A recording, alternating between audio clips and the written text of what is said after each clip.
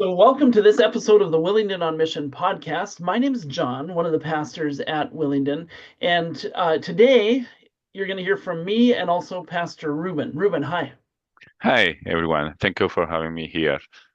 So many of you know Ruben, and this isn't a focus on Ruben. This is actually a focus on 2024. What we thought we would do is we've over this past year, we've had a whole bunch of different mission activity, and many of you will have been watching our Missionary of the Month podcasts. Well, instead of having a Missionary of the Month for January, what we thought we would do is make sort of a highlight podcast interview or conversation where we just give you a glimpse of what's happened over this past year.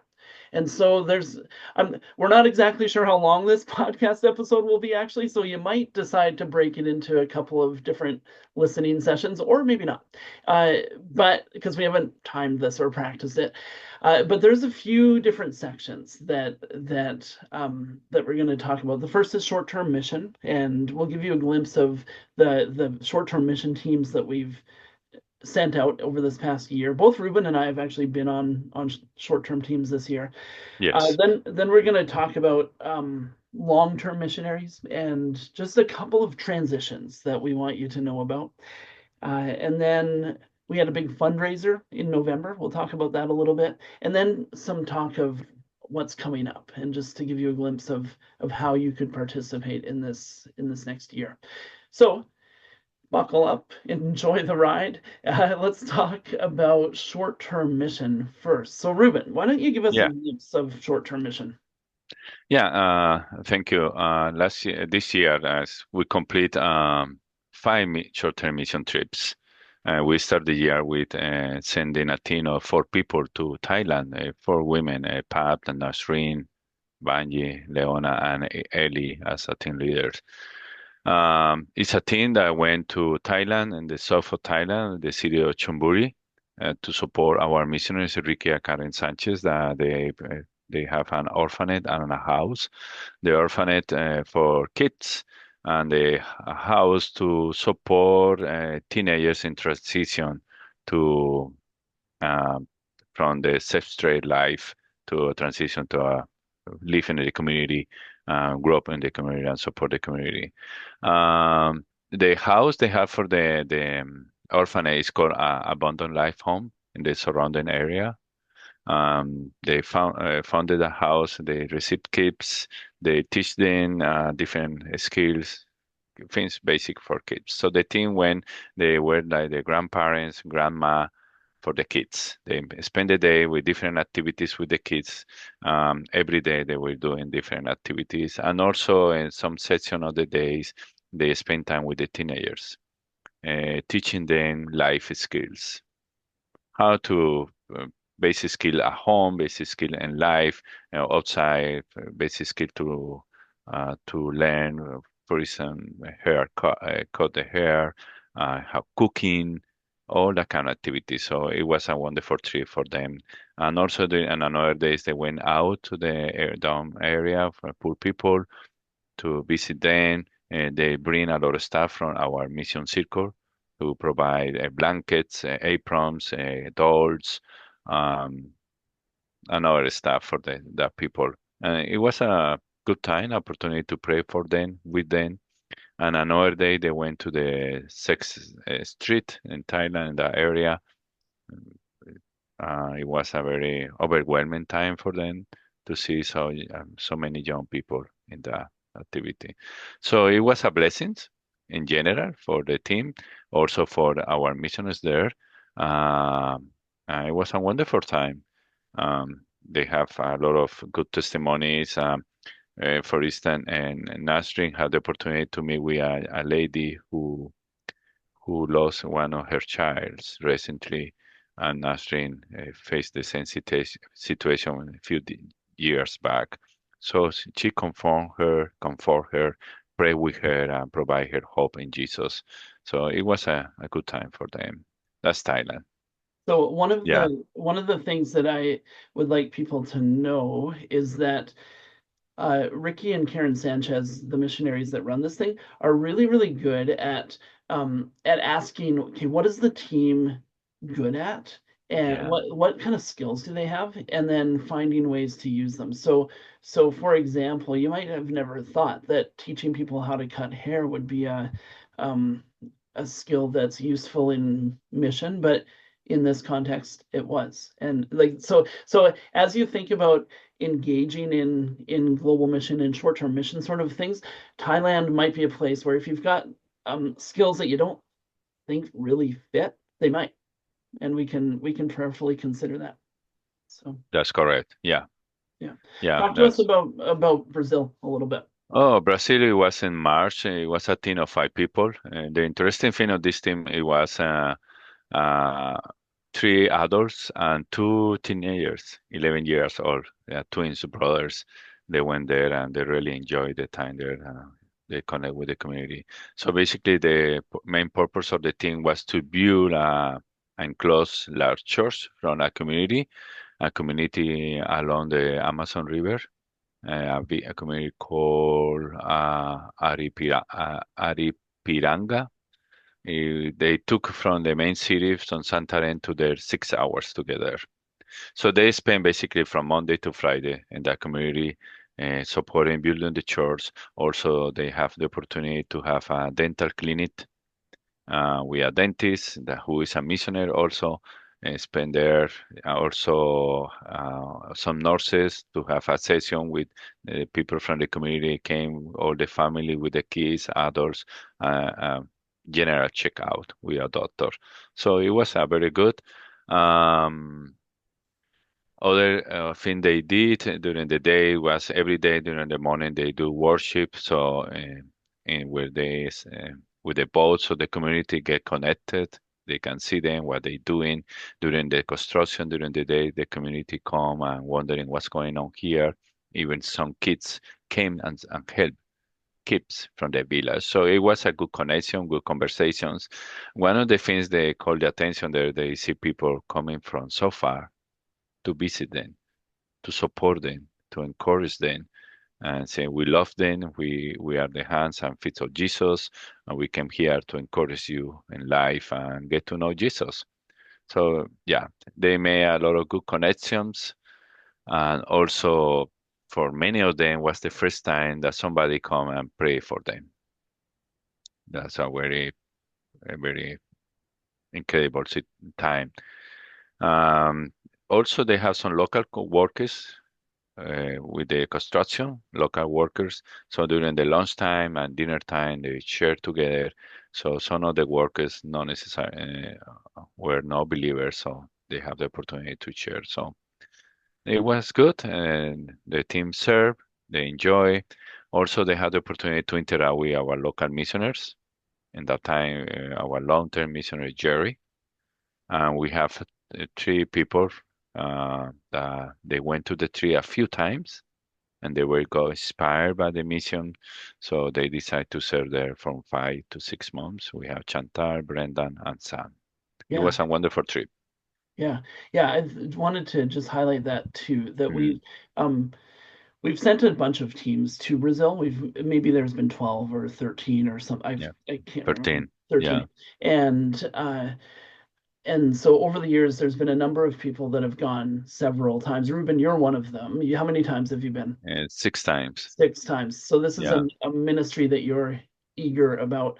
yeah, And our intent is to continue to send teams. This is one team where there's opportunity to do physical labor to actually build things and but it's done really well. It's done in close partnership with a Brazilian mission agency that are planting churches yeah, and I think it's a special opportunity. Um, One of the things though that you also mentioned is that Sam Alexander as well as Brendan and Chantel Wong spent an extended time in Brazil and then joined up with this team, and that's something to just an idea to place in people's heads. Maybe God's calling you, and maybe you've got space in your life, and maybe God's calling you to invest a bit of a longer time. And Brazil's one place. There might be others too where we could consider helping you get. Correct. So Yeah. yeah, yeah. Let me talk about France a little bit. Yeah. So I went to France with um, with a team from Willingdon. There were 9 of us. 5 of us were actually my family. So I took my wife Christy, and then my 3 teenagers, Hannah, Josh, and Alexander, and then there were 4 other women on the team. Carrie, Vanjie, Shirley, and Rosita. And what we did was we joined up with our long-term missionary, Jamie Caramay. Jamie lives in Paris, and every summer, for the last good number of summers, her YWAM team has been inviting uh, participants, short-term participants, to come and be an evangelistic presence in the city of Paris. So, Ruben, you've actually been there as well. Yes, once. Yeah. Yeah. And I So really enjoy it. So we've both Yeah. had that experience. One of the differences of this particular summer was that the Olympics happened to be happening in Paris right when this thing was happening. And so that created not only some different opportunities for ministry, because there was people from all over the world, but it also created a bit of a draw. So there were actually 300 participants on this 300. Wow. 300. So we were just a small little part of a really bigger thing. And what we did, basically every morning we went to a church that could fit us all, and we did a couple of hours of worship and training and prayer preparation. And actually, I was talking to one of my children this morning, and he said one of the really big highlights for him was this training time. He learned lots Mm. and found it powerful. Uh, so we had training, and then after lunch, there were a whole bunch of different evangelistic opportunities, and so you would sign up to go and do something somewhere in the city of Paris. And so there were opportunities in the afternoon and in the evening, lots of opportunities, and so we participated in that. And a couple of things were really special. One was there was just a big focus on evangelism, sharing the gospel. And another was there was a big focus on trusting that the Holy Spirit would lead you, and had been preparing people for conversations about faith. Yeah. And so we would pray and ask the Lord to lead us to people, and He faithfully did. And many times those people uh, either said, "Oh, I was just thinking about spiritual things," or "Wow, I've had such a rough week. It's so good to talk to someone." Or there were different ways that God had prepared people. So that was really special. And we saw people come to faith, which was amazing. We also saw people healed physically. There was an emphasis on praying for people's needs, and God showed up in power. So couple of statistics. YWAM was pretty good at collecting some stats, Mm. but Mm. um, over the course of it was a 3 week thing. We were there for 2 weeks. Over the course of the 3 weeks, um, with all 300 people, so not just our team, uh, 255 people were counted as having prayed to receive Jesus into Wow. their lives. That's a big number. And 100 people, 101 people reported experiencing physical healing of some sort, Mm. and which is remarkable and wonderful. And actually, my wife Christy was one of those. She received healing for an injury that she had right then, and Wow. so we celebrate that. So anyway, it was a great time. It was intense. We were tired by the end and hot. It was really hot, but really wonderful to see God at work in France. Yeah. Oh. I have a question. So, what happened with all the people, or how YM they do with the people who accept the Lord, or they connect with the churches, local churches? What they do? Yeah, good question. So, two things. One is sometimes the people that we led to Jesus didn't actually live in Paris, and so that gets a little Yeah. bit more complicated because they were traveling through. But there is actually a stat where so 255 people accepted Jesus. Yeah. 177 of those were actually referred to a local church in Paris and followed up with. So it's not 100%, but it's a pretty good let's get you connected to a local church. In addition to that, a lot of the long-term missionaries that are in Paris had contact info for people and they were following up. Yeah. Oh, that's great. So we see, for instance, in Thailand, we can have people from different skills, different backgrounds. They can use there. In Brazil, basically construction, but it doesn't mean you need to have very full experience in constructions because basically you go there and support, work with the kids and use ministry and support there and prayer. So here in France, uh, what your recommendation? Who Yeah. can go there? Yeah. My recommendation is uh, anybody who has an eager, active relationship with Jesus and Mm, wants to share it, this could be a good fit. Here are a couple of things. One is the YWAM program, I think, is really designed for 18 to 30-year-olds. Like there's a lot of oh, that's kind of the main group that's yeah. there.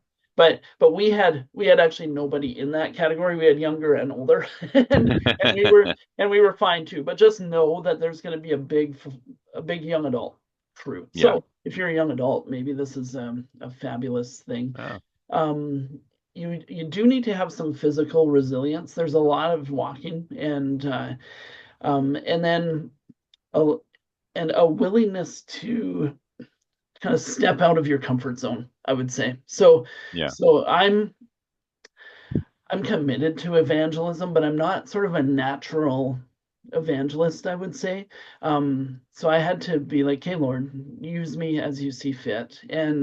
Um, also, and so one day I ended up as a street preacher, because one of the activities that they had is to just take a microphone and a speaker and a guitar and a team of people and sing some songs and then do some preaching on a street corner or in a park or something. And so anyway, that's different than my day to day, but I'm not unaccustomed to speaking in public. So that's Yeah. one thing. But anyway, one day I got asked, "Can you be the guy who shares the gospel for this?" And so here I So am at a street corner sharing the gospel.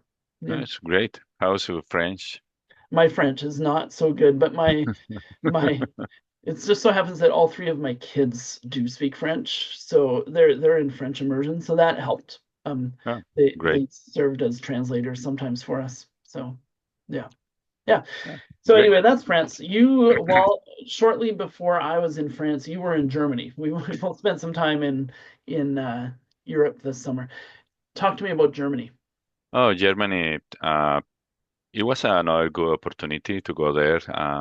Is we went to assist MB Church in the north west of China, of Of Germany, China, sorry. of China, yeah. Germany, I don't know.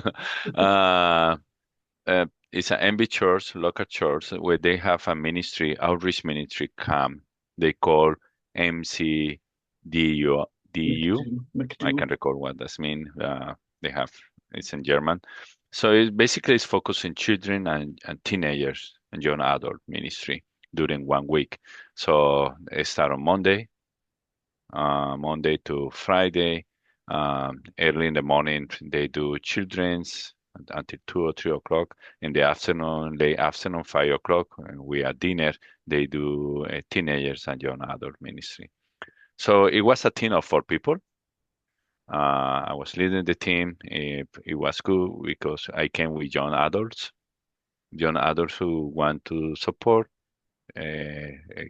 ministry camps for teenagers and kids.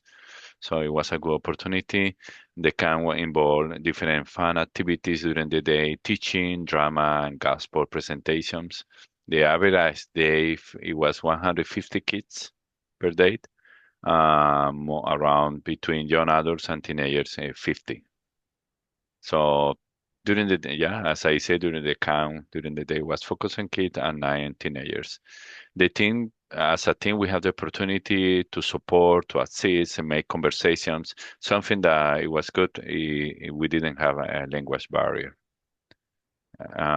Kids and teenagers and young adults, they speak English. Okay, So that's it good. was a very good interaction, very good conversation, a very good time to encourage them, pray with them. They were very united.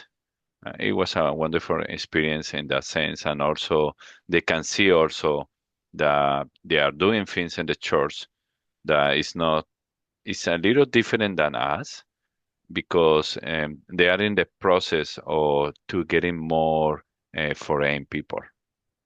Yeah, so they are looking, trying to find ways to outreach to foreign people, people from different backgrounds and languages. So it was an opportunity to share about our local experience here with them, how we are doing that, how the Lord have grace on us, how the Lord provide us people from different backgrounds, and we put the people together here to reach out people from their own language and backgrounds. So we share about that. Um, it was very fast. It was good, and the good experience was each member of our team. We stay on families that attend the church, so we didn't stay in a hotel. So it was a good interaction to get to know about the local culture. So a very wonderful experience for all of us, and it was good. So Um, you got to ride an e-bike. So your host gave you a bike to travel yes, around, right? Which is fun. My question is, who would you recommend could participate in something like this? this trip is good for young adults. Hmm. Who are volunteering in kids ministry, also who want to have a little flavor or certain missions supporting a local church. So in a different context, different language and different culture. Yeah. Even we connect with them in English, but it's a different culture. It's a different language, and yeah, I would recommend that for young adults. Okay, good. Yeah. The final trip that we sent, the final team that we sent this year was to Cuba, and you were just there. You were on this team. Yeah. Can you tell us a little bit about that? Cuba, it was one of the more heartbroken trip to me. I one day I couldn't. My tears went out listening the daily challenges of the people facing Cuba, especially the pastors. In Cuba, it was a team of 6 people, uh, all adults.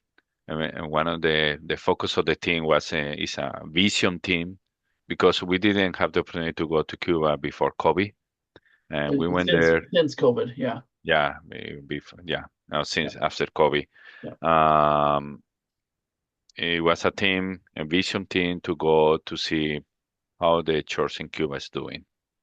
So one part of the team was focusing on provide micro finance training because we partner with WordServe, uh, um, Christian organization who support the churches in Cuba and provide keep the churches, support training in different areas, and also the not only the churches but also the denominations. So it was an eye-opening, heartbroken, and humble experience to see brothers and sisters in Cuba living by faith. They have a expression that every day they step on the water and trusting God, we open the waters of the desperate situation they are facing. They're facing no power, they're facing no water, no food, no transportation. So it's difficult situation. It was change my perspective of the blessings that we have here, of the grace of God in us, that we had to use all the blessings that we have to support our brothers and sisters, not only Cuba, in many places like that. So, Mhm. the Yeah. pe- So go ahead. Sorry. yeah, no, yeah, ongoing blackouts, shortage of food, full water, and basic needs for the continued livings. So on top of um, kind of political strain and economic strain, because it's a country that's had challenges for a long, long time. There just this fall was a couple of big storms that went through, right? Yes. And so that caused an additional sort of pressure. So we actually were wondering, should we send a team or not? Because is there food for them? Is it safe? And so the Lord led us to keep sending the team, and you guys all made it. Yeah, safely. and that was one of the things before the trip. We were praying and praying. I keep daily contact with the Cuba uh, brothers in Cuba and keep asking them, and they say, "We are prepared. We are ready to have you here. No worries. We are praying. We are prepared." And it was something that amazing. They were really prepared for us. We were super well welcomed. We worked together. It was a wonderful connection with the brothers. Uh, Even we prayed for the customs. We didn't have any issues in the custom. We brought 12 lagas of humanitarian help. 12 luggage. So each of you brought two. Yes, each of Yeah. us. Yeah. So it was amazing, amazing trip. And I recommend every person who want to change the perspective of the situation of the church and other places, this is the trip. Who want to use the skills of teaching finance, the skill teaching pastors, and in the sense that they need to take care of themselves, to life, rural life, how to take care of themselves. Because something that happened in Cuba, we have around 8,000 churches. You will say, wow, it's an island, 10 million people or a little more because a lot of people is leaving the country. But it's church houses. So they're So really what? small Yeah, congregations. Yeah. yeah. It's more in houses and houses and houses. Some houses they are bigger, they have more people, but it's illegal to plant a church in Cuba. So people that put the houses there, and the pastor, when the person become a pastor, is all the family supporting, all the family is working, and the pastor is the janitor, the pastor is the worship leader, the pastor with the kids or the young adults kids, and the wife do the ladies ministry, the kid ministry, and the pastor also prepare the message. The pastor do the home visitation, the care visitation. The pastor they put together go to another village and get water for the for the locals, or go and get food for the locals for the village. So the pastor does everything, but he come back home and he doesn't have a good mattress to sleep. The rice cooker got broken. He doesn't have the money because he earned around $20 per month. So it's a heartbroken situation. When a bicycle taxi driver, he made three, four, five, six times more per day than the pastor in a month. So you can imagine the situation Yeah.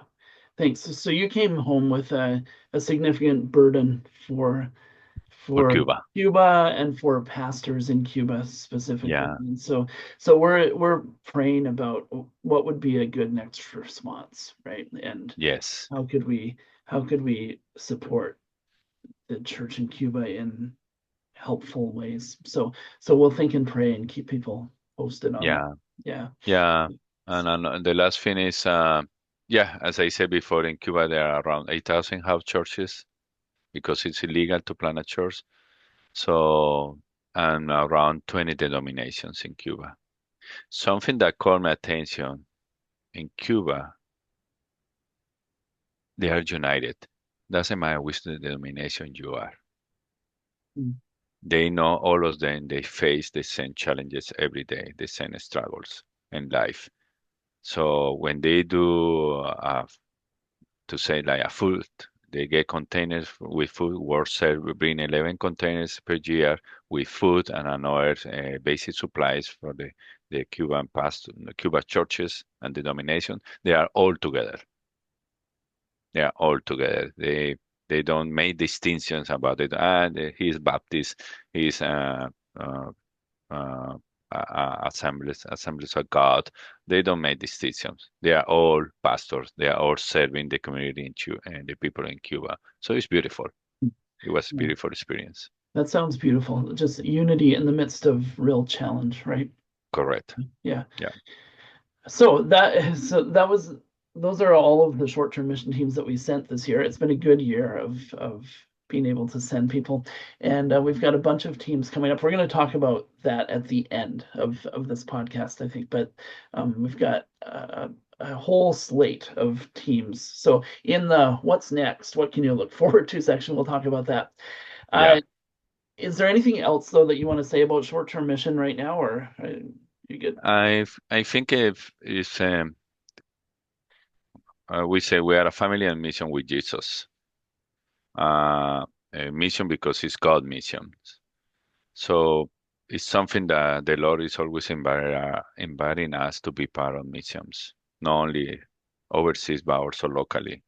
So my prayer is that and we need to understand we need to do missions locally and overseas. And for short-term missions, it's a great opportunity to open the eyes to see, doesn't matter the background of the people, the culture, or the language, we worship the same God and get inspired by them. We worship the same God. They have some advantages, some disadvantages, the same here. But I want the people to see that the Lord is blessing us here in North America, keeping us not only with physical resources, also spiritually, mentally, emotionally. He's keeping us to support our brothers and sisters in other regions in the world. Thanks. Yeah, That's helpful.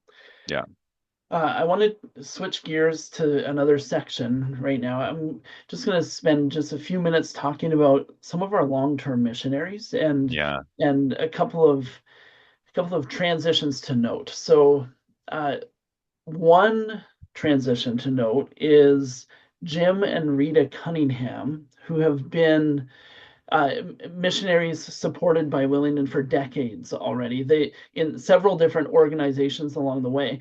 Over this past 8 or 9 years, they started an organization called Go Teach Global and have had the opportunity. Jim and Rita has come sometimes, and one of their ministry partners, Paul Estabrooks, to travel around the world training adult educators, so training seminary professors basically how to teach Yes, well. But also they've got a specialized course that they've taught a number of times called Theology of Persecution and Discipleship. And so that's been kind of their emphasis. Jim and Rita have decided to retire for the third time. So we'll see we'll see whether it sticks or not. But they've reached this decision that it's time to actually just shift gears, not be formally involved in kind of day-to-day ministry, but but at the same time, Jim has said, but we're still open to whatever invitations the Lord has, and so we'll see. But anyway, I just wanted to note they've come to the end of their formal ministry. They'll no longer be supported missionaries through the Willingdon Church missionary kind of thing. And but thank you, Jim and Rita. You've served remarkably, and I must say, those of you who don't know these guys, they're 80 years old or 81 or somewhere in that range, and so they're just this incredible example of walking faithfully for a long time in the ministry that God has invited them into. So thank you. If anybody wants to get to know them a little bit better, one way is earlier in the year I recorded 4 podcast episodes with them in the same Willingdon on Mission podcast. They were the missionaries of the month earlier in 2024, and so you can find them and watch those, or find them at Willingdon. They're around on Sundays, and would love to connect with you. So that's one important transition yeah, that I yeah, wanted to share with you. yeah. Lovely couple, and very. They inspire me in the way they have a lot of energy. Yeah. As you say, 4 times, 3 or 4 times they retire, but they still continue. And Jane contact me, whatever you need, I can help. Let me know. Wow, that's a passion for serving. Yeah. Yeah. Yeah, So thanks, Jim and Rita, if you're watching this. yeah, Uh, the second section of this long-term missionary sort of report is we have three new missionaries actually. One is a couple, so you could count them as one, I suppose. But That couple is Danny and Cynthia Azarette. Now, Cynthia has been on our pastoral staff team for the last 5 years or so.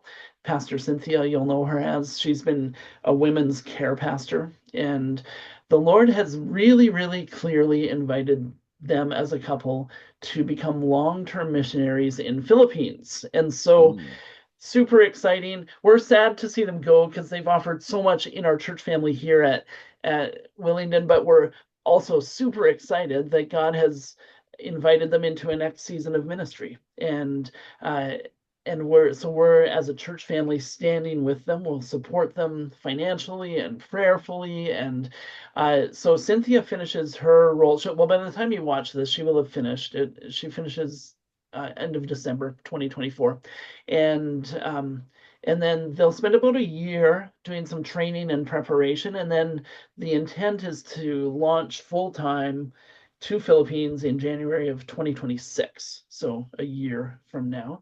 wow. In the midst, there will be some training. There will be a trip to Philippines as well in the midst of that. But I would encourage a couple of things. One is pray for this couple. Another is consider financially supporting them. They're going to need to build a financial support team. But the third is find them and hear their story of how God has led them because it's beautiful. And one way to actually find out the story without finding them personally is they happen to be the missionaries of the month for December of 2024. So I've recorded 3 podcast interviews with them where they give a glimpse of what they're up to. But I would encourage all of you to find those episodes and or find Danny and Cynthia and connect with them. So Oh, great. So that's mean we can start thinking about short-term mission trip to Philippines in yeah, 26. yeah, Great. yeah, Oh, exactly. Yeah, that yeah, will be great. yeah. Yeah. Yeah, so anyway, it's exciting. So It's so good when God calls people into a new assignment. what the what will be the main role in Philippines? Yeah, good question. So their main role will be church planting and discipleship healing sort of ministries. So Cynthia's a trained biblical counselor, and she'll use those skills and experiences to come alongside people who are needing help. Danny has a lot of experience teaching Willingdon's discovery classes, and so he's got lots of a heart of discipleship, and so he'll engage in teaching and training type ministry, and they're both eager evangelists. They actually regularly go and do street evangelism in Greater Vancouver, and Yeah. so they'll be involved in evangelism and uh, just pointing people toward Jesus in a place in Philippines that's called Brooks Point. Brooks Point is the so if you want to find it, just Google Brooks Point Philippines, and you'll see it's pretty remote. And but the Yeah, in the Lord, south. Yeah. yeah, it's in the south. The Lord has very, very clearly invited them to that spot, and you got to hear the story by listening to the podcasts or by finding them. Yeah. Uh, I say this is something amazing that the Lord is doing. Something we talked many years back that our desire is the people who is keep here go back to the origins, go back to the own people, to their own culture, their own language, and give what they learn, give the Lord, keep them with all the experience, maturity, and spiritually, mentally, emotional, mature believers, and go and keep others locally. That's beautiful. Yeah, yeah, yeah. Thanks for that reminder. That really is. We've been praying that the Lord would use Willingdon in that way, send Yeah. people back to the places from which they've come as eager, equipped followers of Jesus. The other thing that I get excited about as I think about Danny and Cynthia is Mm. they're not young, they're not old either, but they're kind of like Danny's taking early retirement, so that gives you a sense of kind of where like what age category they are. But I love that they're taking they've lived a long life of ministry and growth as disciples of Jesus, and now they're open to a new invitation, and they're going to invest in the next thing. And Yeah. so I think what I'm trying to say is, those of you who are nearing retirement, um, there are so many opportunities to maybe we can think about this with Jim and Rita and Danny and Cynthia. There's so many opportunities beyond, say, age 65 um, to Yeah, to engage, and you're actually in your best years, unless you've got significant health things going on, but you're in your best years in terms of maturity and wisdom and things to offer. And so just that's correct. That's true. Yeah. encourage people to engage well. Yeah. Yeah, there's something I think you know that we say to the people it's not retirement, it's change of career. Yeah, It changing. become a full-time servant of the Lord. Yeah, yeah, Yeah. yeah, yeah. Yeah. So yeah, anyway, that's Danny and Cynthia. The final long-term missionary we just brought on as a new missionary is a young, freshly married woman named Jacqueline Tulak. And uh, Jacqueline, her last name used to be Lowen. She's well connected to the Willingdon Church family. You might recognize Pastor Brody. Brody is Jacqueline's brother. Yes. Elder Mark Lowen is Jacqueline's father. Ellie Lowen, who helps in all sorts of ways, is Jacqueline's mother. Anyway, so she's well connected to the church family. Jacqueline is an incredible artist, like a graphic artist, and she has had an opportunity over the past couple of years to serve with Operation Mobilization in a role where she's using her graphic design skills for the advancement of God's kingdom in mission. And so one of the projects that she worked on was a graphic novel of the Gospel of Mark in a specifically Belgian or Flemish style of art that people could relate to. Because the missionaries in Belgium said, people don't read books that much. They like graphic novels. Uh, can you create a Gospel of Mark graphic novel version, and then we'll use it. And so they are, and it's really cool. So Jacqueline now has an opportunity to join kind of a more global, not just focus on Belgium, but serving Operation Mobilization more globally using her graphic design skills. And so she's based here in British Columbia, but she'll be working with teams from around the world. This is just another beautiful example of using some skills that might not kind of classically fit into a global mission or into your perspective of what global mission might be. I see. Um, Yeah. and but God has a specific way to use that particular gift that she has. And so anyway, we're celebrating that we get to walk with Jacqueline as well. Yeah, I had the opportunity to see the book about the Gospel of Luke. It's beautiful. Yeah. It's beautiful. Even I understand, and they can put in different languages Yeah. easily. Yeah. Yeah, so it's a could be a very interesting project for us Hmm. in the future Hmm. with different languages. Yeah. Yeah, So anyway, that's a little bit about our long-term missionaries. I wanted to just mention another great thing that happened this year is we had a big fundraising event related to the persecuted church. So, and specifically related to the persecuted church in Iran. So we've got a partner called House of Omid, and we decided that we would stand with them in their efforts to support pastors and Christian leaders who are living life in Iran as leaders, but it's incredibly hard. It's just really dangerous and challenging. And so House of Omid has a safe house in a different country. They bring these pastors out from time to time, and provide a week of training and support and opportunity to worship Jesus out loud, because that's not what they can do when they're in wow. Iran. And so we raised some funds, and as of recording this, it looks like we've raised over $90,000, 90,000. So thank you for your generosity, church family. Wow. That will really help these. So yeah, so we were raising money specifically to help fund these retreats at this safe house, and So so in the retreat, they train pastors and future leaders, I understand, right? yeah, yeah, Wow. that's right. Yeah. Yeah, and so it's just an honor and privilege to be able to walk with believers who are standing strong in the storm, and Correct. we have Yeah. so much to learn from them as well.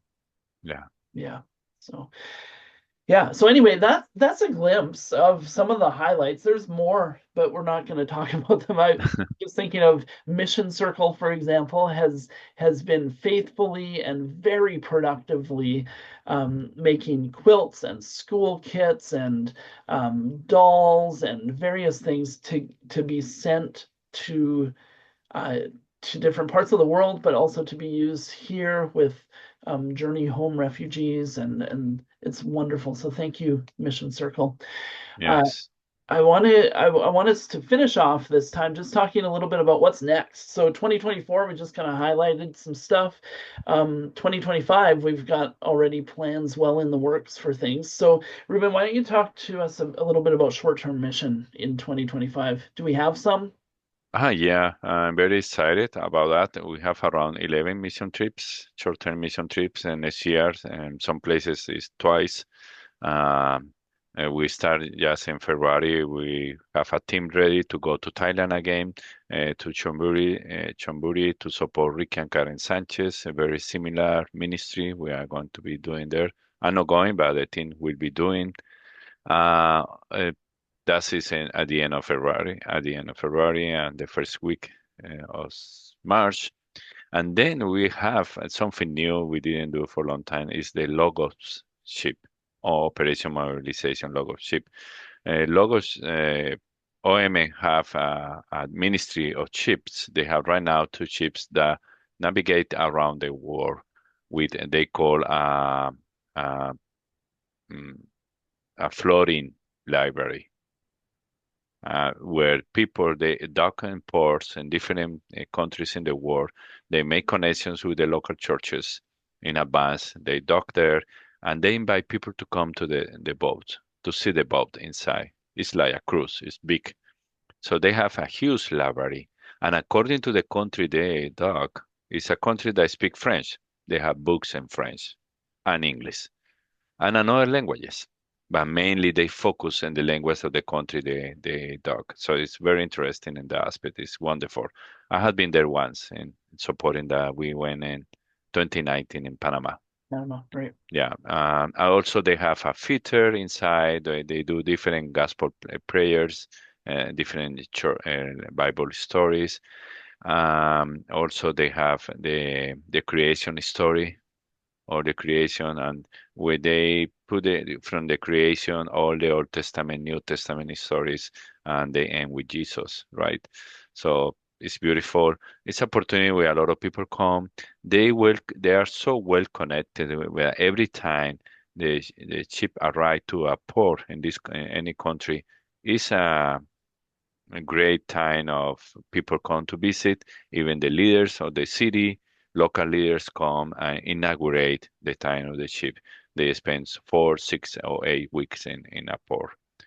So this time we putting a team together, grade 12, senior high students together, very young adults. So far we have a team of 4 or 5 people. We are going during the spring break next March.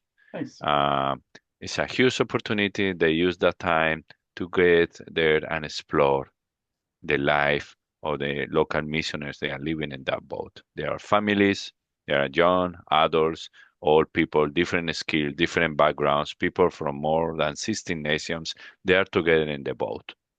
So this time it's going to be in the Caribbean. We are going to be arrive in a island, stay a few days, and then we are going to sail to another island. So it's fantastic. It's going to be an incredible experience. Um, Yeah, That's that's awesome. the second tip. Yeah, Yeah. the next trip regular is Brazil. We are going to have two trips next year to do the same, support the local churches, construction, health ministry, kids ministry, and women ministry. And then also in July, we have three main trips. We have France and Paris, the same you went this year. Like we We did have this. yeah, we have the MB Church in Germany doing the same, support the summer camps. And also we have a trip also to support a new MB Church in Lithuania, if I pronounce properly. It's a beautiful new church, a young couple, a family. They are planting a church, so we go there to assist them in the summer camps. Yeah, And so also the maybe I could step in here. So I've good. visited them in Lithuania Oh, a couple of years ago, and so one of the things that they're experiencing in Lithuania is because Lithuania is close to Ukraine, and so they've got this massive influx of Ukrainian refugees.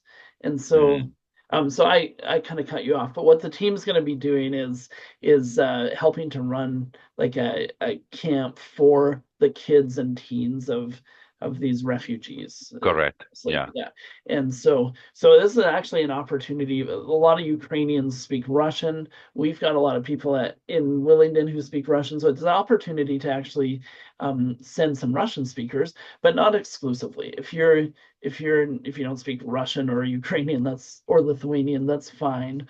But it's an interesting thing that we've got such a crew of people that can speak the language.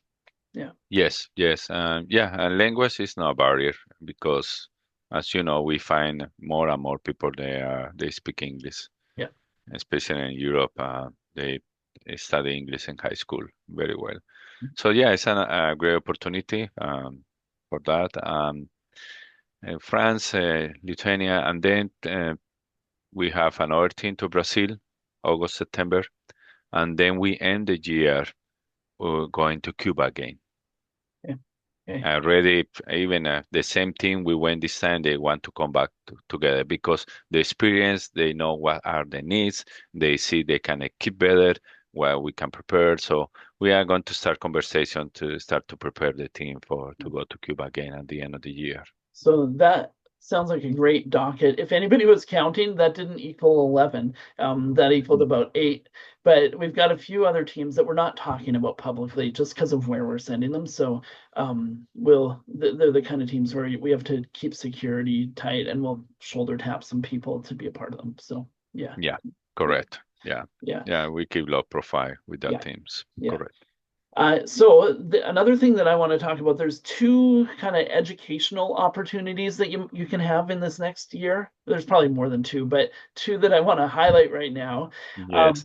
One of them is I'm creating a WSBM class that my wife and I will teach. Christy is my wife, and we're going to teach it, and we're calling it the Global Church and Willingdon. And the basic idea is this: we've got in our church family, as you know, if you're familiar with Willingdon, there's people from all over the world, really, really a lot of people from a lot of places. And so what we're gonna do, oh, but I guess another thing that I can say is the church around the world is flourishing in lots of places and it's challenged in some places, but there's really wonderful and unique things happening in each region of the world in the church. And so in the like sort of the Christian realm.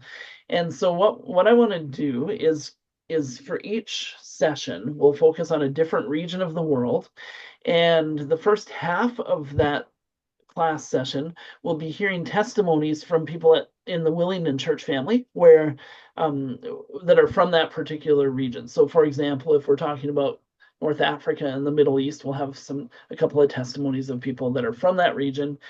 And then the second half of each class will be what could we learn or what are some of the realities of that region and the church. So keeping with that same example of North Africa and the Middle East, we already talked earlier about Iran and persecution and faithfulness in the midst of big challenge.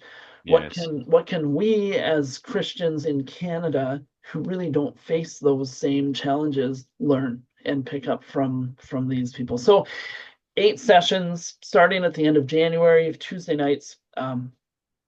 You can either take it in person or online. It's going to be a hybrid Yeah. class. I So I encourage registered you. already. You registered already. Okay, Yeah, so sorry. I'm the going to be pressure's your on. student. Yes. It's going to be good. Yeah, it will be Yeah, good. So I'd encourage anyone who wants to sign up. That's kind of where we're headed with that yeah. class. The final thing, the educational opportunity we should talk about is a class that we've got called Discovering Missions. And Ruben, why don't you just say what that is? Yeah, since this year we create a new class, a new course, Discovery Mission. It's a class that help the people to understand what the definition of mission and the relation with the vision statement of Willingdon Church, a family on mission with Jesus. Yeah, everyone, every day, everywhere. And also to help to understand why we do missions, how we do missions, and how they can partnership with God missions. So that's the course. We have a good average attendance, around at least 10 people per class. So we schedule a new course. It's going to start in the last week of January, January 26th, on Sundays, 11:30 to 12:45. So it's a very practical course. It provides you a vision what we are doing in Willingdon, why we do that, and also to encourage you to participate. Yeah, that's the Discovery Mission class. So we're going to offer it, I think, 3 times in 2025, and Correct. Yeah. like 3 different sessions. And one thing that those of you watching should note is that this is actually a requirement, a prerequisite for being on a short-term mission team, right? Yeah. And so we used to have a class you might remember called Starts, and before that it was actually called Stops, and which is Yes. funny. But now we're not offering that class anymore. We've transitioned. We've taken a lot of the same material, but we've refined it, and we're offering it as this Discovering Missions class. So if you want to go on a short-term mission team, we want you to take this Discovering Missions class. Yeah. Yeah. I agree in that. And also, that's the basic concepts. Uh, But once the person want to be participant, be part of a mission trip, we have a specific training where it's going to happen the mission trip, where the people going.